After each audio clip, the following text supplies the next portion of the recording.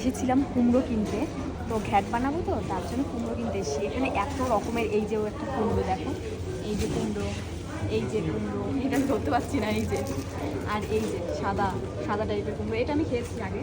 তো একটা জিনিস দেখাবো, চলো ওই সাইডটা একটু চলো, আসো। সাইজটা একবার একটু দেখো এই কুমড়োর, তো এত বড় একটা কুমড়ো, এগুলো কি বিক্রি করবে নাকি? হ্যাঁ, এই যে একটা কুমড়ো, এত, এর কত কিলো ওয়েট হবে এখানে লেখা নেই কোথাও,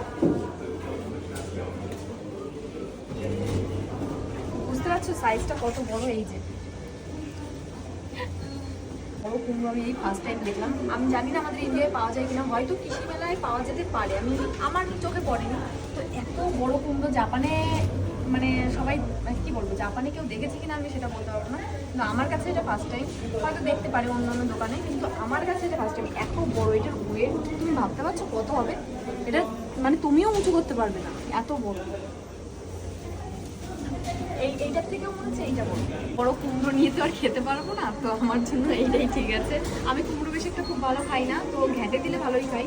তো এটা এরা বিক্রিও করবে না, এটা হচ্ছে মনে হয় সাজানোর জন্য, কারণ এটা বিক্রি করলে হয়তো কেটে কেটে বিক্রি করতো। তো এটা সাজানোর জন্যই। সঙ্গে নতুন একটা জিনিস দেখতে পেলাম, এটা হচ্ছে ডুমুর, মানে ডুমুরও খায় সেটা জানতাম না। তো এটা হচ্ছে এই যে 6টার মতন 650 ইয়েন ট্যাক্স।